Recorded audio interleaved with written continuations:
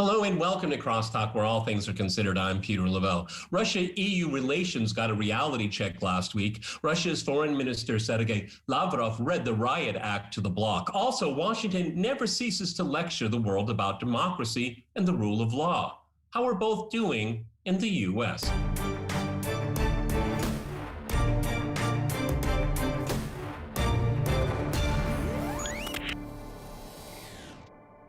To discuss these issues and more, I'm joined by my guest, Marcus Papadopoulos in London. He's a historian, analyst, and author of the new book, Arise, Russia, The Return of Russia to World Politics. And in Budapest, we have George Samueli. He is a podcaster at The Gaggle, which can be found on YouTube and Rumble. All right, gentlemen, Crosstalk rules in effect. That means you can jump in anytime you want, and I always appreciate it. Okay, let's go to Budapest first. George, we saw something quite remarkable at the end of last week. We had the High Commissioner from the European Union with the foreign policy portfolio basically got his blank handed to him here in Moscow. The tone of this relationship, this bilateral relationship, has changed remarkably. What accounts for it, George? Well, I think the Russians have really got fed up with the attitudes of both the European Union and the United States, whereby they think that they can get some kind of agreements and deals with the Russians on a whole host of things that they want agreements with. And the Russians have sort of said, look, if you want to work with us on issues of energy, on issues of the vaccine, issues of migration, drugs, and so on, we're happy to work with you. But if you want to play these games and constantly use us as a football and say, well, you're interfering in our elections, you were behind the coup in Montenegro, you were poisoning people on our streets, using chemical weapons on our streets. If you want, and then what about Navalny? If you want to play that game, then we're not interested. We've got our own agreements, we've got our own relationships with other countries. We're not going to do it. So he pretty much said to Borrell and through him to Europe, what do you want? Do you want a working relationship or do you want confrontation? We're ready for either. And I think that this came as a shock because the Europeans are just not used to this kind of talk in Russia. And I think there is now a new tone coming from Moscow. You know, Marcus, is something that we've all noticed over the last few years. I think particularly since the overthrow of the legal government in Kiev in the spring of 2014, this really overt hostility. And we have to point out the Biden administration is the first incoming American administration that has not talked about reset since the end of the Cold War. So very hostile, very hardline. It's unclear how that's going to be translated into policy. But when Borrell was in Moscow on Russia's turf, being lecturing his hosts, it seemed to have drawn a line with the Russians. And it's the end of quote unquote strategic patience. I don't really like that phrase because it's very cliche, but maybe appropriate in this case. Go ahead. Well, Sergei Lavrov's exceptionally stern warning to the European Union has evidently sent shockwaves throughout Brussels because the European Union's leaders understand that Sergei Lavrov's words are in effect the words of Vladimir Putin. After all, Sergei Lavrov is not responsible for Russian foreign policy making. That lies with Vladimir Putin. Now, it is not in the interests for the vast majority of EU member states for there to be a further deterioration in relations between the EU and the Russian Federation. I say the vast majority of EU member states would not want a further deterioration, but then there are some, the Baltic states and Poland, and those are merely conduits for Western aggression against Russia. But ever since 2014, Western companies, for example, construction companies and agricultural companies, have been severely curtailed in their ability to export to Russia, and they have suffered extensively as a result of that. Now, if the European Union does impose additional sanctions on Russia, then Russia inevitably will take a very direct response. But who is going to suffer more? It will be those companies within the European Union, for example, agricultural companies in Spain, Italy, and Greece, who are no longer able to export their produce to Russia. So then we have to ask the question, Peter, who really benefits from a further deterioration, a further worsening of relations between Brussels and Moscow? Clearly not the European Union, with the exception of the Baltic states and Poland. I submit, Peter, that it is America and Britain who will benefit, because the Americans and the British do not want an improvement in relations between the EU and Russia. And George, Marcus is absolutely right. That's why these representatives in Brussels, they talk the language of values, because values has almost nothing to do with policy. And if you're talking about policy, then you're going to have to start making choices. Brussels doesn't really want to make any choices right now. And I think that there is an echo coming from Washington and in London. And of course, when it gets down to national interest, I would say that this hurts the bloc interest for the EU. But Russia has gotten used to this and say, fine. I mean, if you don't want to dance, we don't have to dance. If you don't want to have a dialogue, we don't have to have a dialogue. But if you don't want to have a dialogue, stop talking to me then. Right. That exactly sums it up perfectly. Because the point about the values is that it's always one-way traffic. So when the Europeans talk about values, it means our right to interfere in Russia's internal affairs, our right to lecture Russia on their shortcomings. And when the Russians turn around and tell us, well, we're not really very happy about the way you've been treating Julian Assange, say, or, what about all of the people who are protesting against the COVID restrictions and who get beaten over the head with truncheons, or how about the people in Spain who are organizing the referendum in Catalonia, who've been sentenced to prison for 10 years. When the Russians turn around and say, well, we're not happy about that, then there's just shock and indignation. So this business of values is itself utter hypocrisy, because in fact the Russians have said, if you want to discuss human rights issues, then it has to be two-way traffic. You can lecture us about our shortcomings. We're going to lecture you about your shortcomings. But of course, values is a silly idea for foreign policy, because foreign policy is supposed to be about securing the interests for your own peoples. And of course, the interests of the peoples of Europe, as Marcus has pointed out, is in trade and economic agreements. And there the Russians have been very reliable partners. And it is the Europeans who have been very unreliable, something that was pointed out by Lavrov, in constantly sort of they sign an agreement and then they start talking about sanctions and so on. And so the Russians are saying, well, we're kind of fed up with this. Which do you want? If you want a confrontation, we're ready for a confrontation. We're actually in pretty good shape, militarily, strategically. Now with the Sputnik vaccine, we've shot ahead of everyone else. We're perfectly ready for a confrontation. If you want to work with us on a whole range of issues, we're ready for that. But we're not going to have this kind of batting to and fro that the Europeans and the Americans want. That's just not going to happen anymore. From this side of this discussion here is that, this constantly berating Russia for interfering in the domestic politics of European countries and in the United States. But at the same time, these same officials are telling Russia how to run its court system and how to apply the law to individuals. I'm speaking of Mr. Navalny. So if, for example, Lavrov would say, yes, we will free Navalny, but then that would be breaking Russian law. So this is what they want. They want Russia to respect the rule of law, but to do that, you must break the law because we like this one individual. And, oh, by the way, about Assange, mind your own business. Marcus. Good characterization?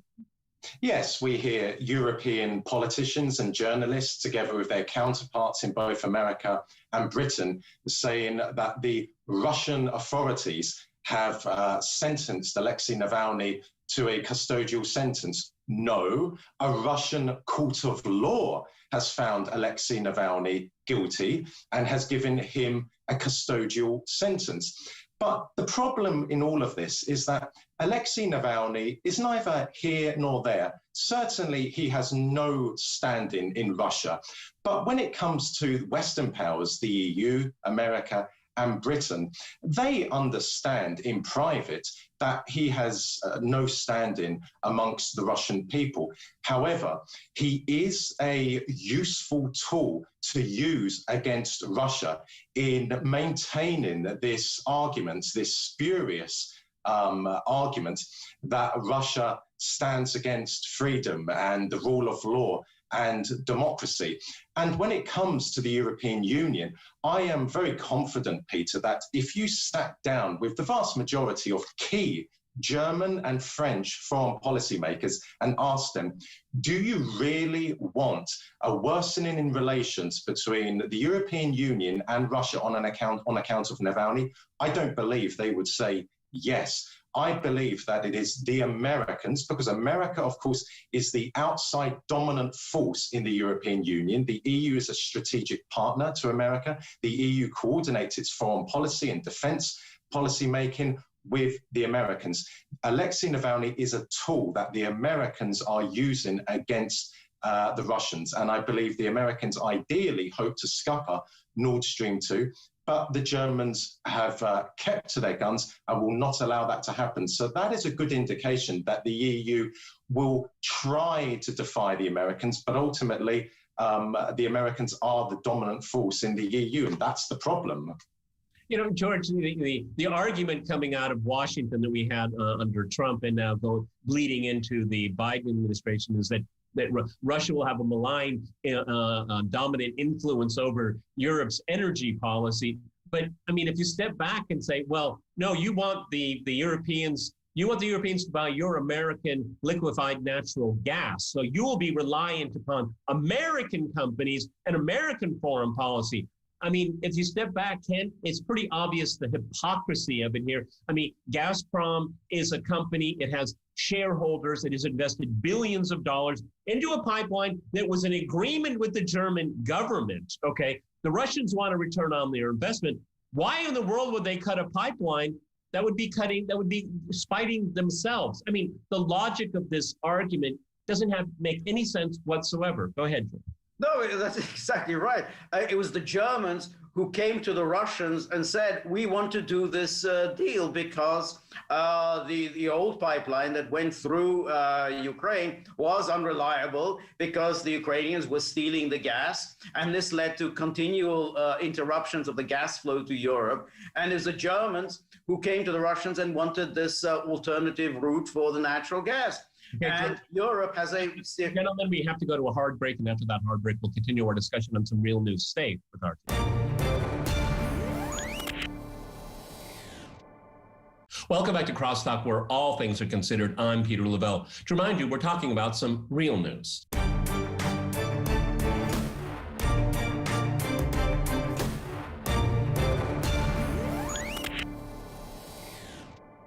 Let's go back to George in Budapest. George, we're in the post-impeachment environment here. And as I said in my introduction at the start of the program, that Washington likes to lecture the world about democracy and the rule of law. But in watching snippets, I wasn't going to waste, precious hours of my life watching that kangaroo court here. I mean, the rule of law was flaunted here. And about democracy, well, the way I look at it, dispassionately, from a constitutional point of view, it wasn't Donald Trump that was on trial. It was his supporters. Go ahead, George.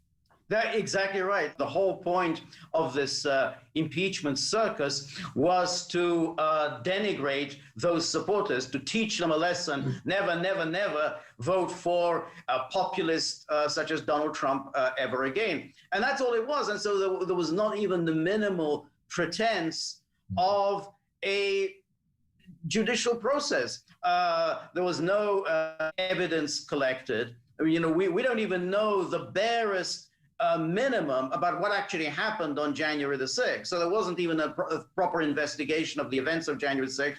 There was no attempt to present any kind of a causal relationship between anything that Donald Trump did or said and what happened on Capitol Hill. They rushed this through. Trump's lawyers were not present. Trump wasn't able to answer any of the charges. And then they dumped it into the hands of the Senate. And again, they really had no evidence at all. It was really just an attempt to constantly bash Trump, denounce him, and trotting out all of the tired cliches from the past 4 years. And it was quite shocking, to be honest, to see every single Democrat voting to first impeach Trump and then to convict him. Every single one. I mean, and you know that if Trump is still president and that there's going to be another impeachment in 2 weeks' time, every single Democrat will vote for impeachment of that. So this has no connection with anything at all that Trump has done or said. It's just, a political tool in order to bash his supporters. And it's clearly in violation of the Constitution, because it's clearly not what the framers intended when they put in the clause about impeachment. I mean, they specified that it had to be something very extreme. And it's not just a matter of, the political opponent say, I don't like him, I don't like his views, so let's just impeach him. Marcus, for me, this whole impeachment charade had its real point was the beginning of something, is to normalize the vilification of half the electorate. That is the beginning. Okay. Now we're talking about domestic terror laws. We're getting down into political purity tests right now. The first step we saw was the kind of cleansing of the troops, securing the Capitol from what? No, we're never told what they're securing from. But I mean, this was the opening salvo. And George has already said it, is to make sure that no populist from the left or the right ever gets close to power again. So not another Trump, not another Bernie Sanders, okay? But if you look at a lot of Trump supporters and a lot of Bernie Sanders supporters, they have a lot in common. That's what they're afraid of. They're afraid of that, okay? They're using this political rhetoric to keep that divide there. That's why they desperately need Trump in the political conversation. They desperately need that, as much as they vilify him. Go ahead, Marcus. The impeachment trial was nothing more than a politically motivated farce. Firstly, Joe Biden has vowed to defend America's fragile democracy, yet he was quite content to see the American Constitution violated, because the American Constitution clearly states that an American president who is no longer in office can be impeached. Secondly, if Donald Trump was guilty of inciting his supporters to storm Capitol Hill, then how many Democratic politicians last year were guilty of inciting BLM mobs to ransack American towns and villages, to physically and verbally assault Americans, including Black people? How many American businesses, shops, for instance, were destroyed by BLM mobs? No. This, as you have said, and as George has said, the impeachment trial was all about attempting to impose or further impose the liberal status quo in America. And therein lies the danger, the future danger for the very unity of America, because I believe that not as we're speaking now, but at some time in the future, the union will be in serious trouble unless decisive clinical action is taken against the likes of people such as Joe Biden and Nancy Pelosi, because these people they proclaim to believe in diversity and to being respectful, yet they do not tolerate different opinions. They do not tolerate different arguments. They have one opinion, they have one ideology, and they are attempting to impose that on the whole of America. And that is a very dangerous state of affairs. And it just exposes as ludicrous nonsense the notion that America is the most democratic, is the most free country in the world. It is absolute nonsense. It's nothing more, or it is certainly emerging as nothing more than a liberal tyranny. Yeah, George, the thing is, if we listen to these ideological voices from the left about deprogramming, programming people, de-Baathification, and all of this, there's one small problem that these voices fail to address. What happens if people resist? They don't want to be reprogrammed and deprogrammed, okay? Because these people, again, the deplorable idea that we got from Hillary Clinton is that these deplorables, they don't even have enough intelligence and awareness to have agency. That's not true, okay? And that's the danger that we have right now, because people are going to turn around and say, who are you? What kind of moral authority is Facebook or Google? Okay, you're not God, you're not my church, and I don't want to join your cult. Go ahead, George. Yes, the resistance issue is indeed a very serious one, which is why they want to pass legislation about domestic terrorism, and why they want to make an example of the people who were involved in the Capitol Hill disturbances. So, normally, if you look at what really happened, you would charge them with breaking and entering, harassment, resisting arrest, whatever. But they don't want to settle for that. They want to do something like sedition, conspiracy to overthrow the government, all sorts of nonsensical charges, so that they can hit the people who just went into Nancy Pelosi's desk, put his feet up on her desk, and took an unused envelope. They want to hit that guy with some charges that they sent him for 25 years in prison. And of course, as Marcus pointed out, everyone who was involved in the Black Lives Matter riots last year, they get a free pass. So it's a matter of trying to intimidate the population and say, if you have the wrong views and you're engaged in anything that we deem illegal, you're going behind bars for decades. Others, whose views we approve of, they walk. I think it's a way of trying to just intimidate the public and to break the resistance. It's untenable here. Marcus, these are the same people that peddled the Russiagate hoax for well over 4 years, and they call the rest of us conspiracy theorists. Okay, I mean, asking a question is now someone that can be called a conspiracy theorist, okay? And we questioned the hoax from day one. On this program, from day one, we said it was a hoax. We were proven absolutely correct. One of the very few news outlets that watched that story continued with it to the very, very end, but still it lives on. And what they want to do is they want to take the tragic events on the Capitol and they want to create their own conspiracy against half the republic.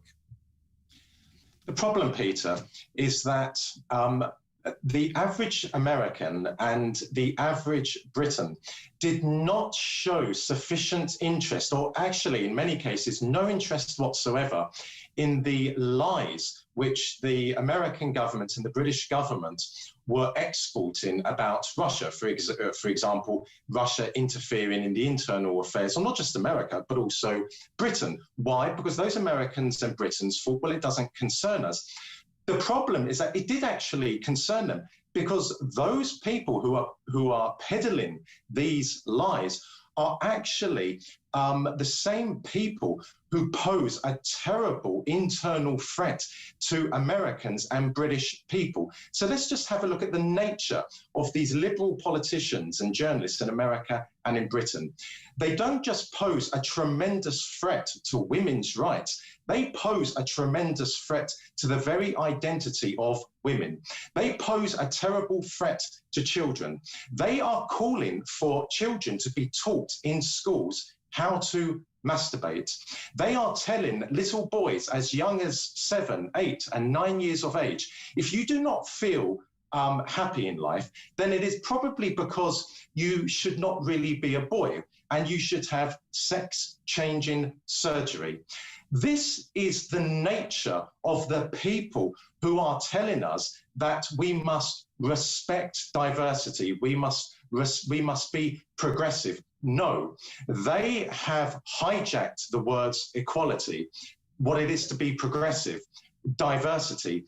These people are not just threats to democracy in America and in Britain.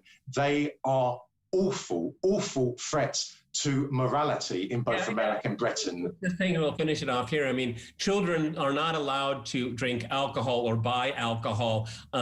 You're not allowed to drive a car until you're a certain age, but you're going to let children under the age of 10 make life-changing decisions about their body when they're not even really aware of their entire humanness at that age here. It's a real shame, and we're going to really regret it. We're going to our society and our culture is really going to regret playing with children's lives like this. All right, gentlemen, that's all the time we have. I want to thank my guests in Budapest and in London, and I want to thank our viewers for watching us here at RT. See you next time. Remember, Crosstalk rules.